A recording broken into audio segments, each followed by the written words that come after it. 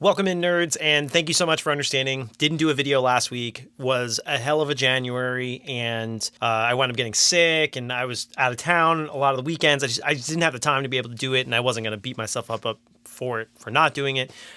So sorry for that, and at least you got a video of my dog losing his marbles over Starbucks.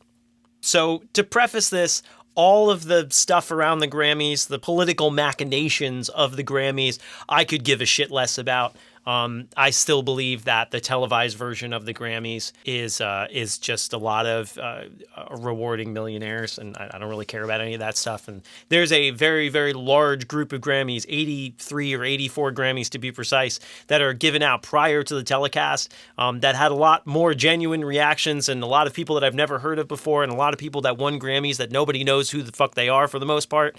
And I thought that was a much more enriching telecast, even though it didn't have all the fancy shit on it, although Joe Bonamassa did play and he was very good. If you want to watch that, I'll put the link in the description. What I was thinking about the entire time is that as I saw a couple of artists that were older artists, one woman won her first Grammy at 65 years old, another woman won her first Grammy at 50 years old, and it kept making me think about the one thing that you absolutely need in order to be able to do this as a career, and that word is patience. I get asked a lot about patience. I remember specifically, I was playing a show with More Better Band. I remember one of my cables went out. We're playing the show, whatever like that. I get down, I flip out the cable. I try and do it, still nothing. I turn around to Brett. I'm like, Brett, I think it's my cable. Do you have another cable? He goes over, grabs me a cable. We're still like mid-song, jamming through. I said, vamp for a second, switch out the cable, blah, blah, goes to the whole entire thing, play the show. After the show, Joey Caldereo comes up to me and he goes, how are you so good at dealing with problems? And I thought it was such a funny question at the time, but I keep going back to it because I'm so good at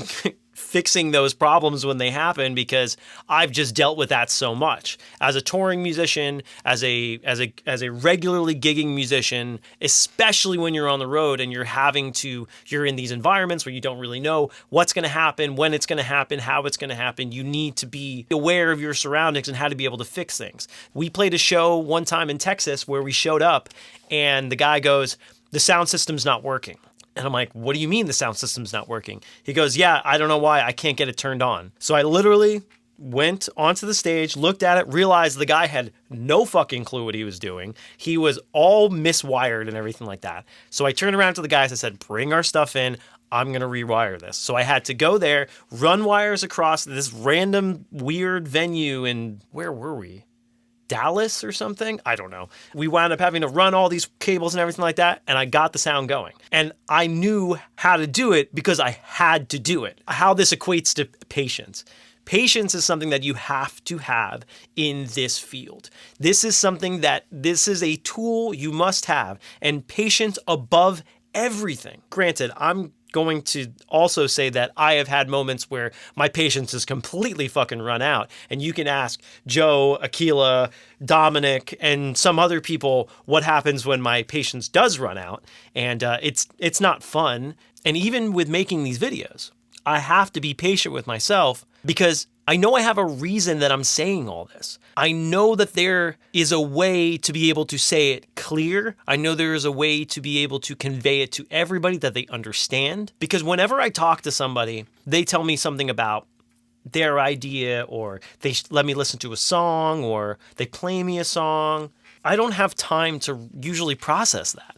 I have to figure out a way in an instant that I can be able to convey the way I feel about whatever. So these videos, I always want to be that way.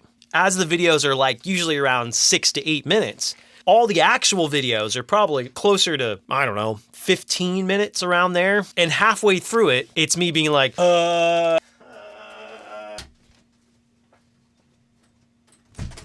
all of that, all of the kicking myself, all of the, yes, I'm saying the right things, or no, I'm not saying the right things, or this makes sense and that doesn't make sense. To be able to get to a final product and release a video every single week, I have to use the number one tool in my arsenal, and that is patience. And I think so many people just kind of fall off the deep end when it comes to an idea. They bring it, they're like, oh, I got so much energy. I just want to do this. I'm going to do this. I'm going to do that. And then they get to a point where it's like, it's not really, the needle's not moving, and you just let it go. It's holding on to that and trusting that your instincts to do what you feel like you should be doing are correct. Having the patience to go back, reassess, and move forward until you feel like you've hit the finality of that idea is one of the hardest things you could be able to do.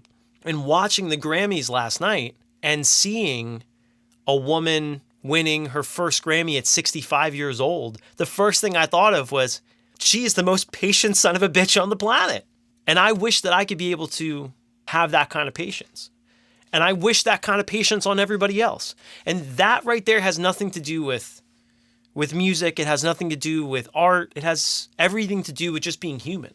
So if you're playing music now and you want to play music forever, why isn't the Grammys an idea? Why can't you win a Grammy? A lot of people think that that's not something that they could ever do. And it's just as much as something that you could do as you could, I don't know, learn Spanish. But why couldn't you get nominated? Why couldn't you submit? You know you can submit. I just found this out. You could just fucking submit. And everybody should be submitting. I don't understand why. I should have been submitting this whole entire time. You look it up. You can submit. After the Grammys last night, I literally texted 3 people who I think are the best candidates for artists or bands that should be regularly submitting to the Grammys. And I asked them, you ever submitted to the Grammys? And every single person's response was, I didn't know I could do that. It's crazy. You can. Nobody says you're going to win. Nobody says you're going to get nominated. But if you always do it, if you're constantly doing it, just like your art, maybe eventually down the road, 65,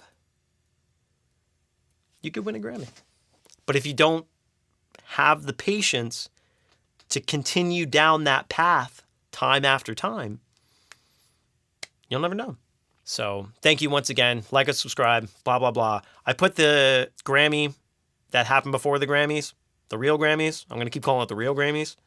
Happens on a YouTube thing. I'll put the link in the description. Go check that out. It's long, skip through, but there's some real genuine moments in there. And I highly recommend just taking a look at it. So maybe now's your time. Maybe your time is when you're 65. Isn't that a Beatles song?